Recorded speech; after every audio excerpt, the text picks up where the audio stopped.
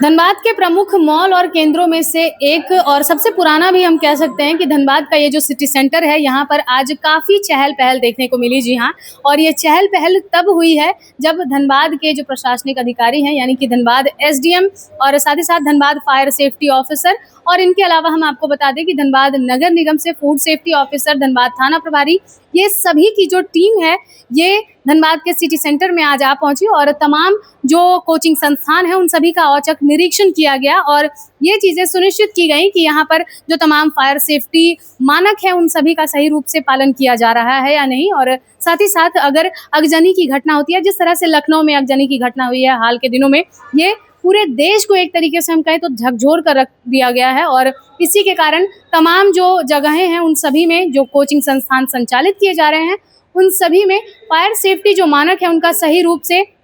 पालन किया जा रहा है या नहीं, ये सुनिश्चित किया जा रहा है। और इसी कड़ी में आज तमाम लोग जो हैं वो यहाँ पर आज आ पहुंचे थे और लगभग 3 से 4 ऐसे कोचिंग संस्थान हैं जहाँ पर निरीक्षण किया गया। और इसी दौरान हम आपको बता दें कि मेरे पीछे अड्डा 24/7 नाम से एक कोचिंग संस्थान है, वहाँ पर भी जांच जो है वो की गई। धनबाद एसडीएम हो या फिर धनबाद थाना प्रभारी हो, धनबाद फायर सेफ्टी ऑफिसर हो या फिर धनबाद नगर निगम के फूड सेफ्टी ऑफिसर हो, वो सभी यहाँ पर मौजूद थे और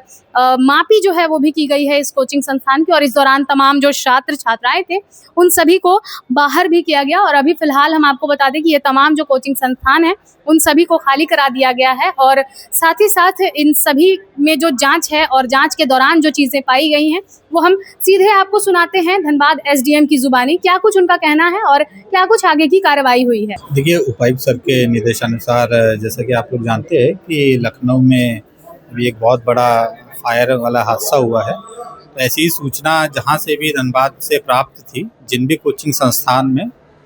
बिल्डिंग बायलॉज का या फिर फायर का नॉर्म्स का अनुपालन नहीं हो रहा था, तो उन कोचिंग संस्थान में पूरे टीम ने, जिसमें फायर विभाग की तरफ से, बिजली विभाग की तरफ से, आपदा की तरफ से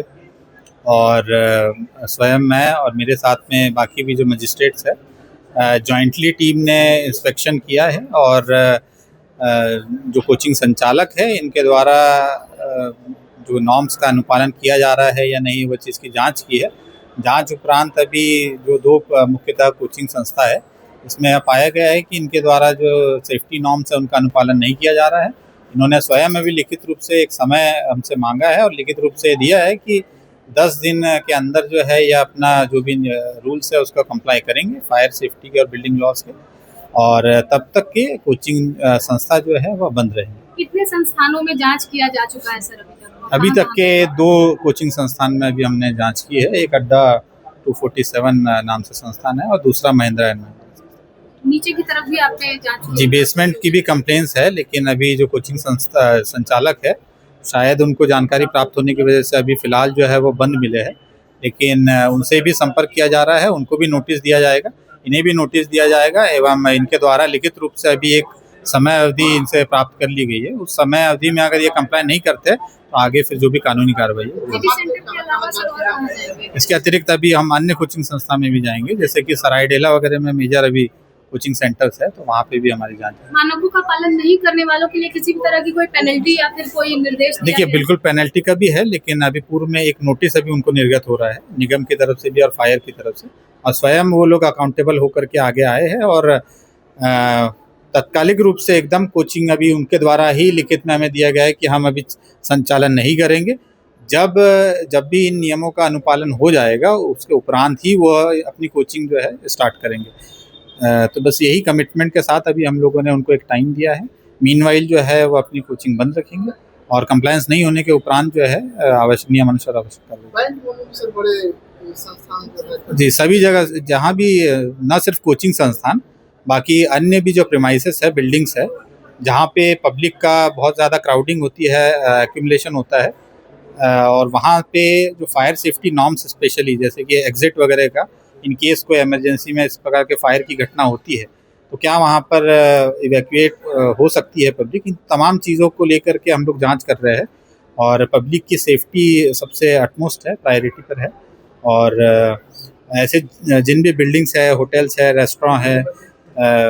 कमर्शियल बिल्डिंग्स है, वहाँ पर इस प्रकार से अनियमितता जहाँ भी पाई जाएगी उसमें नियमानुसार आवश्यक कार्रवाई। ये आप देख सकते हैं कि तमाम जो क्लासरूम है वो सभी खाली करा दिए गए हैं और तमाम छात्रों को बाहर कर दिया गया है ताकि यहाँ पर जो जांच है वो सही रूप से की जाए और जो मापी है क्लासरूम की वो भी की जा सके, ताकि ये बातें सुनिश्चित की जाए कि तमाम जो क्लासरूम है, जो क्लासेस संचालित हो रहे हैं, जो कोचिंग संचालित हो रहे हैं, वो सही रूप से संचालित हो रहे हैं या नहीं, और साथ ही साथ सुरक्षा मानकों का सही रूप से पालन किया जा रहा है या नहीं। फिर चाहे वो विद्युत को लेकर के हो, यानी बिजली को लेकर के हो, इलेक्ट्रिसिटी को लेकर के हो, या फिर फायर सेफ्टी को लेकर के हो। चूंकि यहाँ पर मुख्य रूप से यही देखा जा रहा है कि अगर इतनी संख्या में छात्र छात्राएं पढ़ रहे हैं तो आपातकालीन स्थिति में या फिर आगजनी की स्थिति में सही इवैक्यूएशन यानी कि खाली करने का रास्ता, यानी कि इमरजेंसी एग्जिट जो है वो सही रूप से मिल रहा है या नहीं, या प्रदान किया गया है या नहीं। चूंकि यहाँ पर सैकड़ों छात्र छात्राएं जो हैं हर दिन आते हैं, हर दिन पढ़ाई करते हैं, तो ऐसे में अगर कोई भी आपातकालीन स्थिति होती है या फिर अप्रिय घटना होती है तो इस दौरान उनकी सुरक्षा की जिम्मेदारी सबसे पहले तो कोचिंग संस्थान की होती है, और उसके बाद हम आपको बता दें कि जिला प्रशासन भी उतना ही जिम्मेदार होता है। तो उन सभी चीज़ों को देखते हुए आज यहाँ पर ये जो कार्रवाई है वो की गई है। अभी हम संस्थान के लोगों से भी जुड़ेंगे और जानने का प्रयास करेंगे कि किन मानकों की जांच की गई थी आज और क्या कुछ बातें इन्हें बताई गई हैं, और कुछ चीज़ें अगर पाई गई हैं तो क्या कुछ इन्हें दिशा निर्देश दिए गए हैं। बताइए क्या। जी मैम, सबसे पहले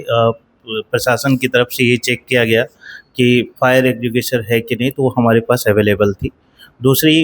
ये देखा गया कि बच्चों के लिए एंट्री और एग्जिट 2 तरह की गेट होनी चाहिए। साथ में सर ने ये कहा कि जो ये पार्टीशन सामने आप देख रहे हैं, इस पार्टीशन के लिए आपको फायर सेफ्टी से परमिशन ले लेना है, और हम जिला प्रशासन के साथ हैं। जब तक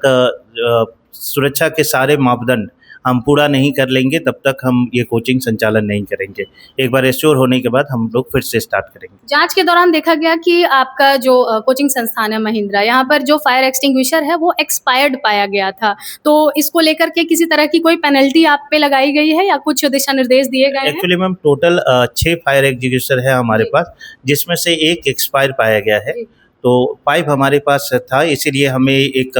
समय दिया गया है कि आप एक जो एक्सपायर है उसे भी आप रिफिल करा लें। तो बिल्कुल जैसा कि आपने सुना, धनबाद एसडीएम ने कहा है कि फायर सेफ्टी मानक जो है उनका पालन सही रूप से होना चाहिए, और जिस तरह से लखनऊ की घटना ने पूरे देश को झकझोर दिया है उस तरह की घटना की पुनरावृत्ति ना हो, ये बातें सुनिश्चित की जा रही है धनबाद जिला प्रशासन की ओर से, जिसको लेकर के तमाम जो अधिकारी हों या फिर कर्मचारी हों ये सभी निकल चुके हैं। धनबाद के हर एक बिल्डिंग और हर एक कोचिंग संस्थान ही नहीं बल्कि हर वो बड़ी बिल्डिंगों की जांच के लिए जहां पर फायर सेफ्टी जो मानक है, यानी कि अग्निशमन सेवाएं जो हैं वो किस तरह से सुचारू रूप से चल रही है या नहीं, ये सुनिश्चित की जाए। और यहाँ हम आपको बता दें कि आज धनबाद के सिटी सेंटर में लगभग 3 से 4 कोचिंग संस्थान जो हैं उनकी जांच की गई, और इस जांच के दौरान हम आपको बता दें शुरुआती दौर में जो बेसमेंट में संचालित हो रहा था कोचिंग संस्थान वो बंद पाया गया। हो सकता है कि उनके जो संचालक हैं उन्हें कोई सूचना दे दी गई थी, जैसा कि धनबाद एसडीएम का कहना था। और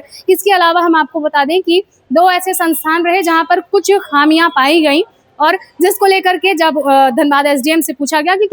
किसी तरह की पेनल्टी या फिर कोई चार्ज किया गया है या नहीं, तो उन्होंने बताया कि आज का ये जो निरीक्षण रहा ये केवल लोगों को निर्देश देने के लिए रहा और एक मैसेज देने के लिए रहा कि तमाम जो मानक हैं उनका सही रूप से पालन किया जाए, और साथ ही साथ सभी को सूचना दे दी गई है ताकि आपातकालीन स्थिति में किसी भी तरह की कोई अप्रिय घटना ना हो, इससे बचा जा सके। तो आज का ये जो निरीक्षण रहा ये केवल लोगों को आगाह करने के लिए रहा। अब देखते हैं कि आगे क्या कुछ होता है। फिलहाल धनबाद के सिटी सेंटर के अलावा धनबाद के सराय ढेला और साथ ही साथ बैंक मोड़ क्षेत्रों में भी ये निरीक्षण जारी रहा। फिलहाल इस खबर में इतना ही। हम फिर लौटेंगे कुछ प्रमुख खबरों के साथ, तब तक के लिए देखते रहें मिरर मीडिया। सहयोगी जितेंद्र के साथ प्रिया पांडे।